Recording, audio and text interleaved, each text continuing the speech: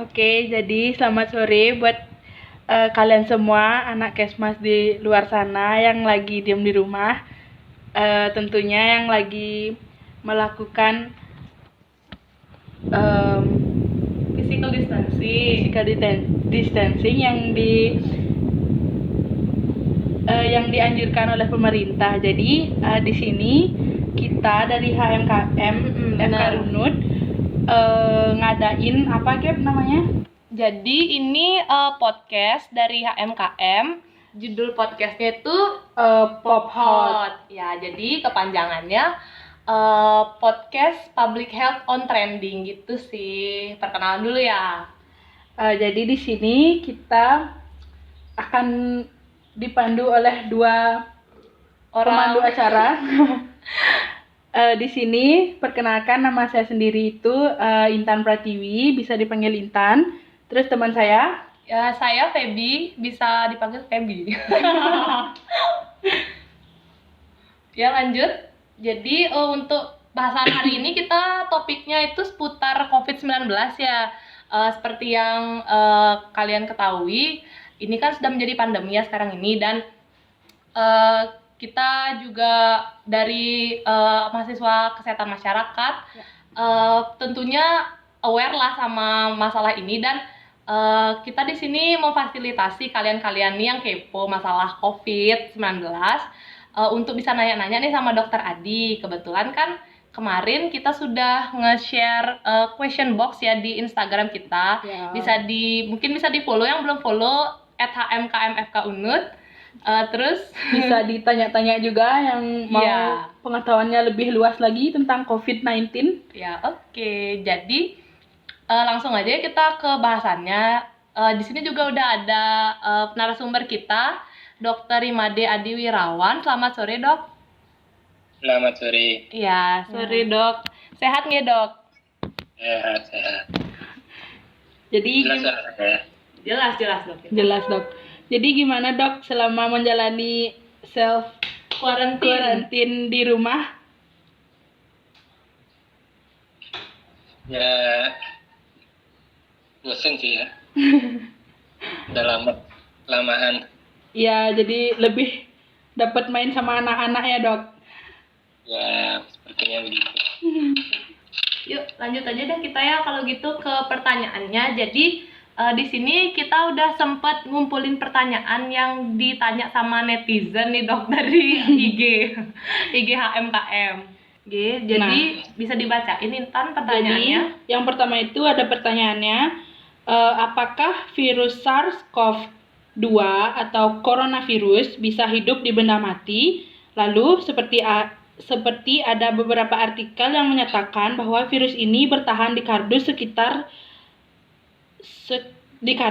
sekian jam, di logam sekian jam. Sedangkan ada pula di artikel atau media lain yang menyatakan bahwa virus perlu inang untuk bertahan hidup, dan inangnya adalah makhluk hidup. Mohon penjelasannya terkait hal tersebut. Jadi pertanyaan pertama itu seperti itu, Dok. Mungkin bisa dijelaskan? Jadi tentang berapa lama virus SARS-CoV ini bisa hidup di luar? Iya, menempel di benda-benda. Tubuh inang gitu ya. Iya, Dok. Memang virus itu kan dia tidak bisa hidup kalau tidak ada medianya ya. Sebagai contoh misalnya virus HIV, dia harus ada sel darah, dia bisa hidup. Jadi kalau di luar tubuh manusia dia langsung mati. Kecuali sel-sel itu terperangkap di lubang yang sangat kecil, misalnya di jarum suntik 1 mili itu. Di sel darahnya hidup, virusnya hidup, sehingga virus HIV bisa menular pada pengguna narkoba suntik. Karena sel darahnya masih bisa hidup beberapa lama di jarum suntik yang kecil. Kalau virus SARS-CoV juga demikian, jadi dia memerlukan droplet itu ya, percikan-percikan tubuh kita itu yang keluar dari tubuh kita saat kita bersin atau kita batuk. Nah, virus itu diam di sana, jadi medianya itu yaitu droplet itu. Jadi kalau dropletnya sudah kering, udah tidak ada, ya mati virusnya. Sehingga kemarin dari penelitian yang khusus menggunakan virus SARS-CoV-2 ini, Itu ada satu penelitian sudah yang saya baca di medRxiv ya, itu penelitian yang dipublikasikan sebelum direview ya, memang dia belum peer review, tapi penulisnya cukup ternama, jadi kita bisa percaya juga ya. Kalau di kardus sih memang disebutkan bisa 24 jam. Kalau di bahan yang bersumber dari tembaga bisa 4 jam. Kalau dari stainless steel bisa 2-3 hari. Ya, kalau yang bahan plastik juga bisa 2-3 hari. Bahkan di udara disebutkan bisa sampai 3 jaman. Jadi itu baru simulasi dari berusaha untuk dipercikkan, diembuskan seperti aerosol gitu. Itu baru penelitian pada lingkungan, tapi belum tahu seberapa besar dia, seberapa infeksius itu kan gitu.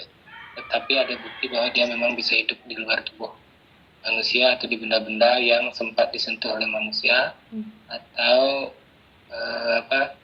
di media-media yang kemungkinan oleh penderita itu dropletnya nempel-nempel di sana gitu.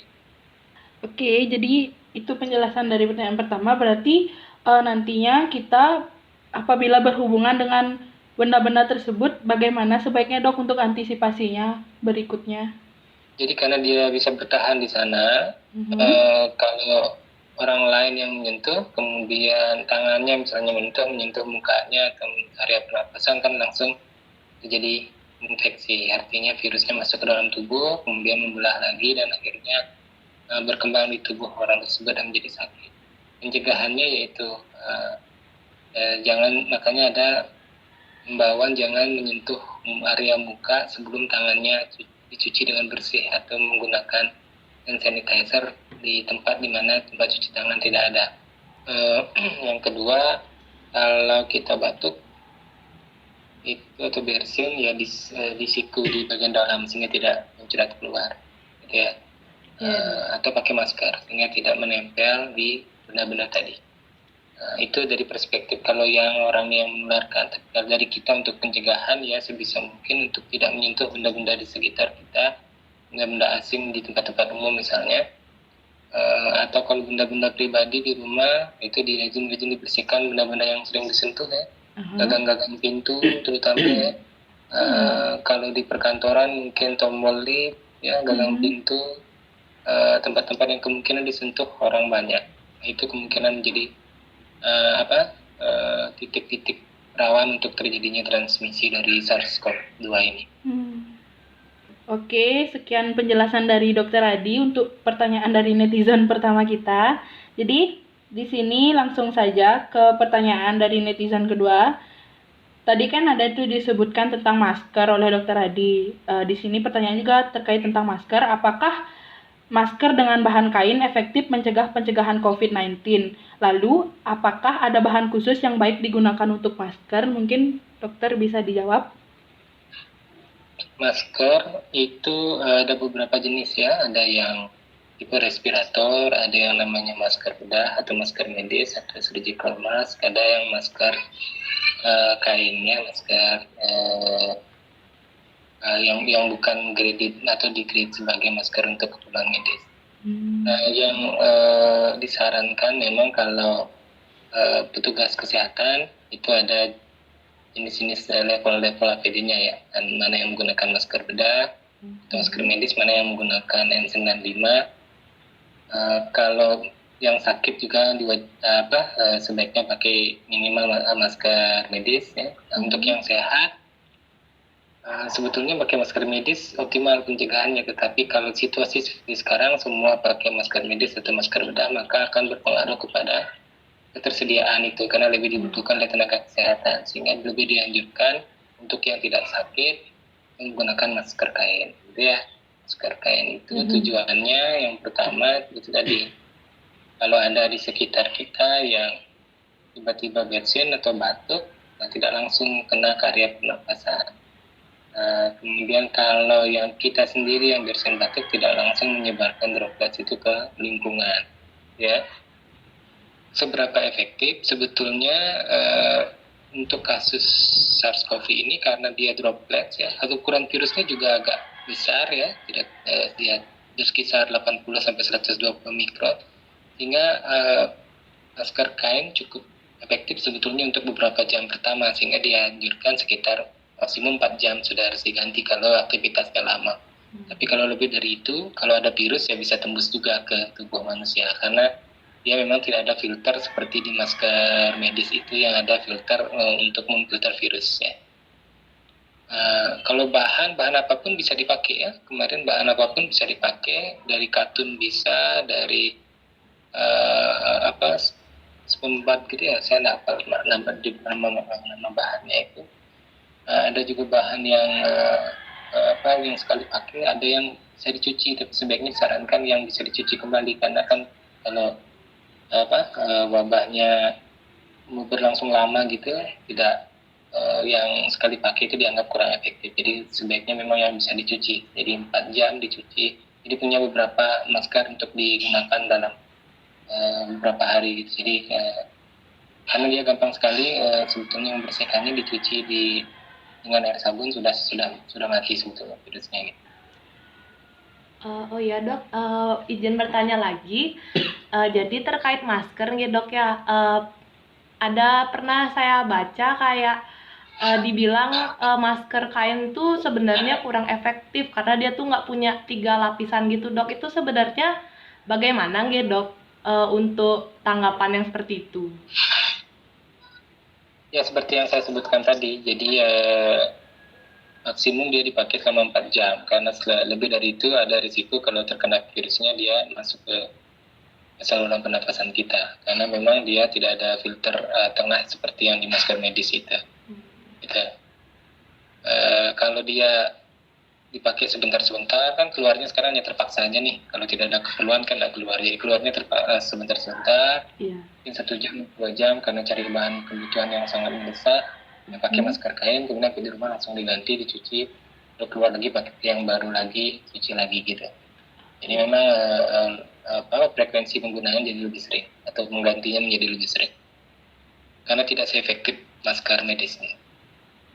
Oke, jadi berikut penjelasannya untuk pertanyaan terkait masker tadi. Jadi kita langsung aja nggih dok ke pertanyaan berikutnya nih. Jika pandemi sudah berakhir, apakah ada kemungkinan corona akan reaktif dan menjadi pandemi atau malah virusnya bertransformasi lebih dari sekarang? Jika iya, apa yang bisa dilakukan untuk mencegah hal tersebut, dan jika tidak, kenapa bisa demikian? Berikut pertanyaan selanjutnya. Mungkin dipersilahkan untuk dijawab, dok. Ya, memang SARS-CoV ini kan dia golongan coronavirus ya, dan kita tahu coronavirus itu kan ada beberapa strain yang sudah menginfeksi manusia. Ya. Seperti flu ringan, itu juga coronavirus, dan dia sifatnya seasonality ya, ada musiman. Kalau di negara 4 musim terasa sekali bedanya. Kapan flu itu menjangkiti warganya, dan memang untuk setiap kejadian peningkatan kasus flu itu juga menimbulkan kematian, angka kematian juga ada gitu, meskipun tidak separah di corona SARS-CoV-2 ini. Sehingga coronavirus memang trennya dia ada seasonality-nya, ada musimannya, sehingga kalau SARS-CoV-2 atau SARS-CoV-2 ini, COVID-19 atau SARS-CoV-2 ini, kalau dia panjang tahun ini belum berakhir, bisa saja dia akhirnya musiman dia nanti. Ya. Ada kemungkinan dia musiman. Ya. Kalau bertransformasi sangat mungkin bisa menjadi strain yang berbeda, karena kan memang awalnya dia kan ada di hewan, ya, ada di hewan. Coronavirus itu ada di kelelawar, dia normal pada kelelawar. Dan beberapa spesies membawa coronavirus, ada yang tidak juga ya. Nah, dia bisa menginfeksi langsung manusia, atau dia bisa kalau menginfeksi langsung manusia biasanya agak jarang dia berat, tapi dia kalau melalui hewan perantara lain itu namanya mixing vessel gitu ya, atau intermediate host, atau mesin pencampur genetik gitu istilahnya ya. Itu sudah beberapa kali terjadi. Kalau di MERS itu juga coronavirus, itu melibatkan onta. Kalau di SARS yang 2002-2003 itu melibatkan bubak gitu ya. Kalau yang sekarang kemungkinan melibatkan terenggiling karena lesih itu ya, kalau di kampung saya dibilang. 99% mirip sana. Jadi memang ada transformasi dari kelelawar ke hewan perantara ke manusia.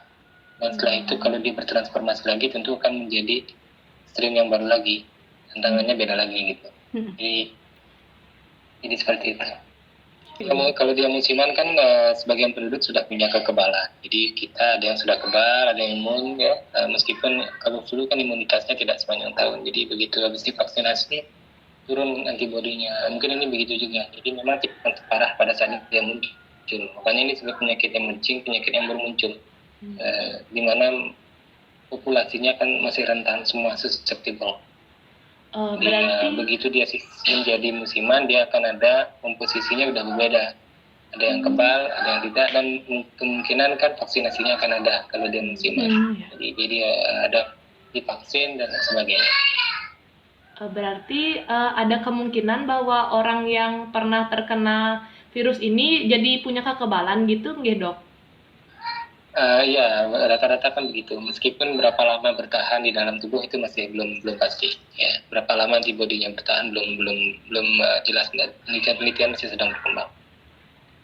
Jadi ada pertanyaan selanjutnya yang masih terkait tentang hal tersebut, Dok.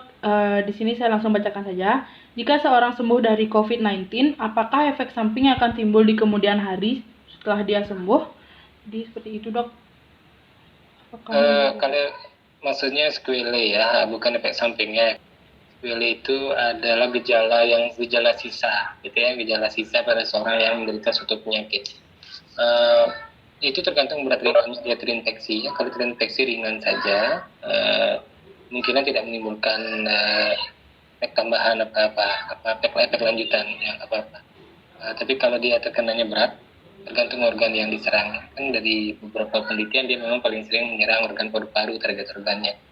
Tapi beberapa penelitian juga menyebutkan dia menyerang target organ yang lain, itu jantung, dan beberapa ada yang di otak dan sebagainya. Tapi yang paling sering paru-paru.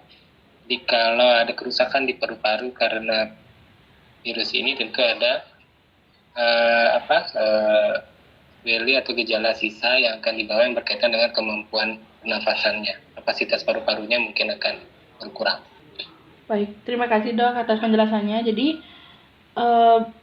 berikut teman-teman penjelasan dari Dr. Adi yang udah terjawab. Mau kita lanjut aja nih. Ya, next aja ya. Banyak yang kepo nih. Jadi pertanyaan yang selanjutnya, jika kita terinfeksi COVID-19 tetapi tidak menunjukkan gejala, tentunya dapat menularkan ke orang lain. Bagaimana cara kita untuk mengetahui bahwa kita terinfeksi karena tidak ada gejala tersebut? Jadi seperti itu, Dok, pertanyaan selanjutnya. Mungkin maksudnya bagaimana kita tahu kita terinfeksi kalau kita tidak menunjukkan gejala gitu ya? Iya. Kayak gitu, Dok. Itu. Ya, memang sulit kalau tidak dilakukan pemeriksaan screening secara massal di komunitas. Ya. Jadi untuk mengetahui asymptomatic rate atau proporsi orang yang sebetulnya terinfeksi tapi tidak bergejala, ya harus diperiksa semua penduduknya. Jadi kalau kita mau tahu ya harus diperiksa, karena kalau tanpa itu kita tidak tahu. Ya itulah makanya kemarin social distancing, physical distancing, karena dari data itu diperkirakan 25% itu asimptomatik atau tanpa gejala. Jadi bisa saja kita ngerasa sehat, mungkin pening-pening dikit di pagi hari atau apa gitu, seperti tidak sakit, tidak ada demam, tidak ada batuk, bisa saja itu membawa virusnya, sedang infeksius, tapi tidak ada gejala. Itu jumlahnya sekitar 25%, bahkan mungkin lebih. Nah itulah kelompok orang yang menjadi spreader, menjadi penyebar kalau tidak dilakukan physical distancing seperti sekarang. Jadi semua orang dilarang untuk kumpul-kumpul, untuk pergi ke mengurangi frekuensi keluar rumah, dan sekolah diliburkan dan lain sebagainya. Iya. Ya harus dites untuk tahu ya. Kita harus tes. Oke. Di sini ada pertanyaan lagi, Dok. Orang tersebut sudah menjadi ODP, namun tes awalnya ini negatif. Kemudian isolasi mandiri di rumah 2 minggu tidak ada gejala, apa perlu dites lagi? Dan apabila diperlukan tes, bagaimana untuk prosedurnya tersebut, Dok? Oke, ODP itu orang dalam pengawasan. Ya. Dia ada riwayat bepergian, atau dia ada riwayat kontak tapi tidak ada gejala atau gejalanya, salah satu aja, bisa demam saja atau bisa gangguan pernapasan saja. Jadi ODP kalau di tes pertama kita tes antibody maksudnya ya, bukan tes PCR ya. Kalau tes PCR negatif berarti kan dia memang sudah tidak ada virus, tapi tetap harus isolasi selama 2 minggu untuk memastikan bahwa dia penyakitnya tidak bertambah berat. Kalau selama 2 minggu tidak sakit, berarti kemungkinan besar memang dia tidak sakit. Jadi bisa dites antibody, apakah terbentuk antibody atau tidak. Kalau mau dites PCR lagi, ya mungkin kalau kita di sini tidak jadi prioritas lagi, karena tanpa gejala kan alat tes kita terbatas, jadi kemungkinan tidak akan mendapat akses ke sana. Kecuali tinggal di Korea, atau pindah di Korea bisa. Jadi sebenarnya imunisasi pada COVID-19 ini boleh atau enggak sih dok? Apakah ada vaskes yang di masyarakat nih, soalnya ada vaskes yang masih membolehkan, ada yang tidak membolehkan. Jadi menurut dokter bagaimana? Imunisasi rutin maksudnya ya? Iya. Ya, sejenis imunisasi rutin lah. Imunisasi rutin untuk beberapa jenis imunisasi yang bisa ditunda, sebaiknya ditunda dulu gitu ya, ya. Tapi yang sifatnya berkaitan dengan perkembangan penyakit COVID, artinya ada gejala pernapasan dan lain sebagainya, bisa dikerjakan. Misalnya kalau di negara maju kan kasus influenzanya juga tinggi. Jadi disarankan juga mereka vaksin flu, karena setidaknya bisa membedakan, nanti gampang tidak kacau mana ini influenza biasa apa COVID gitu kan. Jadi membantu sistem kesehatan. Beberapa penyakit kan ada yang gejalanya saluran pernapasan juga, sehingga beberapa imunisasi mungkin perlu diberikan. Ya, tapi tetap memperhatikan urgensinya. Kalau tidak urgent, sebaiknya tidak diberikan karena lebih beresiko nanti ada kontak dengan fasilitas kesehatan. Lanjut lagi nih dok. Pertanyaan selanjutnya, apakah benar penambahan asam amino ke COVID-19 katanya dapat membunuh virus tersebut? Jadi bagaimana menurut dokter, apakah penambahan asam amino tersebut dapat membunuh COVID-19? Asam amino itu apa, protein ya? Iya, sejenis protein itu dok. Nah, kalau saya belum pernah ada baca publikasi yang seperti itu. Berarti belum masih belum jelas ya. Ya, sumbernya. COVID-19 itu kan virus, jadi obatnya misalnya antivirus yang sampai saat ini sudah terbukti dari uji klinis fase awal itu memberikan efek bagus, itu baru golongan remdesivir namanya. Yang lain hidroksikloroquine, yang lain masih terbatas bukti ininya. Ya. Apalagi sama minum nggak jelas apa itu maksudnya. Ya, jadi semoga pertanyaan dari netizen tersebut terjawab ya oleh Dokter Adi. Jadi lanjut saja. Nah, pemulihan kondisi sosial ekonomi di Bali diprediksikan akan baru pulih pada saat 8-10 bulan. Bagaimanakah Kesmas ikut berperan dalam hal tersebut, dok? Tentang pemulihan ekonomi ya? Iya dok. Saya bukan ahli ekonomi. Mungkin menurut pendapat dokter. Kalau dari aspek Kesmas kan kita ikut pencegahan itu ya. Dia level-level pencegahan primer yang level pertama itu kan ranahnya Kesmas. Jadi ikut melakukan upaya promosi kesehatan berkaitan dengan itu ya. Pesan-pesan penting berkaitan dengan COVID disampaikan seluas-luasnya oleh kita yang Kesmas, sehingga masyarakat mendapatkan informasi yang benar.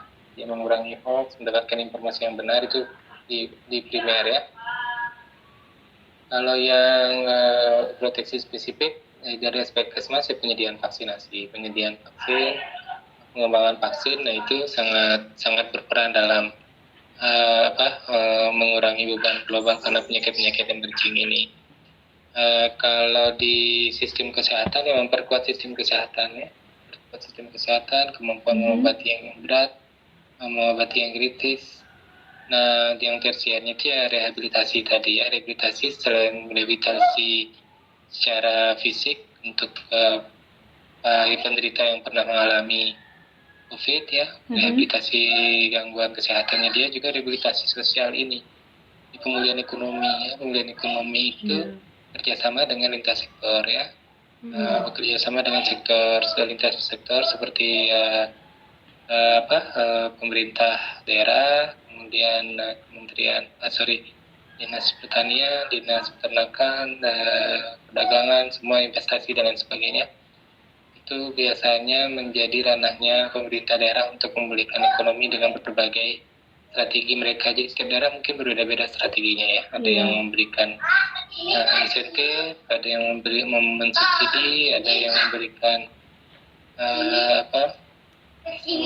stimulus tertentu ya. Jadi strategi ekonominya banyak. Kalau dari Kesmas ya ranahnya tetap membantu upaya promosi kesehatan di berbagai level tadi, level-level pencegahan, sehingga sinkron antara upaya pemerintah dengan upaya di Kesmas gitu. Mungkin begitu pendapat saya. Baik, terima kasih Dok. Jadi Kita lanjut ke pertanyaan selanjutnya. Ini seputar pencegahan ya. ya nih ada yang kepo nih sama soal cuci tangan. Jadi pertanyaannya Dok, manakah yang lebih penting saat mencuci tangan, durasinya atau langkahnya? Kalau langkahnya diikuti, durasinya kan otomatis pas ya. Iya benar ya. Iya. Kalau durasi aja lama, tapi yang digosok jempol aja kan, nggak efektif dia. Salah juga ya. Berarti harus keduanya juga ya Dok ya. Iya, Harus jadi pas. langkah-langkahnya diikuti sesuai dengan dari durasi yang dianjurkan. Jadi momen-momennya itu sehingga semua terkena sabun. Telapak tangan, punggung tangan, tulas-tulas jari, itu lagi ya, ujung-ujung jari, jempol, semua terkena itu. Jadi ikuti langkah-langkahnya sesuai dengan petunjuk, itu jawabannya. Ya. Terima kasih Dok. Kita ke pertanyaan terakhir ya. Iya nih. Ya, akhirnya kita ke pertanyaan terakhir. Akhirnya pertanyaan terakhir, banyak banget pertanyaannya. Ya, sangat antusias soalnya netizen Dok. Nah, jadi pertanyaan selanjutnya ini, tindakan kuratif apa yang harus kita lakukan apabila merasa terjangkit COVID-19? Tindakan kuratif ya pengobatan kan, berarti harus ke tenaga Medis. Tenaga medis, jadi pergi ke dokter. Jadi kalau merasa sebagai suspek atau merasa diri pernah ada kontak, saya ada gejala nih dengan orang yang dinyatakan sebagai confirm atau sebagai PDP, pasien dalam pengawasan. Berarti kalau ada gejala otomatis jadi ODP kan? Iya. Nah, kalau gejalanya demam dan disertai salah satu pernapasan, kemungkinan jadi PDP nanti. Hingga menghubungi nomor-nomor call center itu. Jangan langsung ke tenaga kesehatan yang biasa, karena nanti resiko, ataupun kalau pergi ke puskesmas terdekat atau ke dokter terdekat, sampaikan dari awal bahwa kemungkinan saya ODP atau PDP, sehingga fasilitasnya siap ya, hingga tidak menimbulkan kontak baru di sana ya. Lebih bagus lewat call centernya, sehingga nanti diberikan tunjuk diarahkan harus kemana ya, untuk kita ikut mengurangi, meminimalisir kontak sebanyak mungkin. Nah, kalau kita asal pergi ya, kemungkinan nanti kalau fasilitas yang dikunjungi tidak siap, mereka akan jadi PDP dan ODP yang baru kalau misalnya kita positif terkena COVID-19. Kurang lebih begitu. Iya. Baik Dok, terima kasih atas penjelasannya. Untuk penutup nih Dok, kan kebetulan juga kita bakal ngepost ini di YouTube sama di Instagram nih Dok. Mungkin bisa penutupnya disampaikan gimana sih nanti ahli kesehatan masyarakat itu berperan di masyarakat itu. Biar masyarakat pada tahu nih Dok, gimana sih sebenarnya kerjaan dari ahli kesehatan masyarakat itu. Kan baru sekarang nih orang-orang pada tahu, oh ada yang namanya public health, kayak gitu sih Dok. Ya, ikut aktif ya, pada saat ini adalah momen yang tepat bagi kita di kesehatan masyarakat untuk menunjukkan kepada masyarakat bahwa kontribusi Kesmas itu sangat penting dalam kasus-kasus seperti sekarang ini ya. Sehingga sebagai mahasiswa Kesmas, sebagai praktisi Kesmas kita harus rajin memberikan informasi melalui berbagai media ya. Bisa dengan media sosial kalau yang anak muda targetnya ya. Kalau yang anak muda banyak di Instagram ya mungkin melalui Instagram. Kalau targetnya ke orang-orang tua ya ke Facebook gitu ya. Facebook banyak. Kalau di Twitter mungkin tidak terlalu banyak orang di Twitter, jadi memanfaatkan semua media yang ada. Kalau aktif di Banjarnya, ikut di grup WhatsApp di Banjar misalnya atau di kampung, ikut memberikan penjelasan tentang isu-isu terkini atau meluruskan hoax-hoax yang ada, karena kalau kita cermati di grup-grup WhatsApp itu banyak sekali hoax yang beredar juga, sesuatu yang tidak benar, belum dibuktikan, menimbulkan kepanikan, menimbulkan respon berlebihan dari masyarakat, itu diluruskan. Jadi kita di Kesmas kan sudah terbiasa dengan evidence base ya, berbasis bukti, cari bukti sebanyak-banyaknya, follow akun-akun ini yang resmi yang menyediakan data-data kesehatan, jurnal-jurnal Kesmas, jurnal-jurnal kesehatan kedokteran. Nah, itu kan sekarang gratis, pelajaran gratis ini ya, live lesson sebetulnya ya, pelajaran yang gratis tentang epidemiologi, pelajaran gratis tentang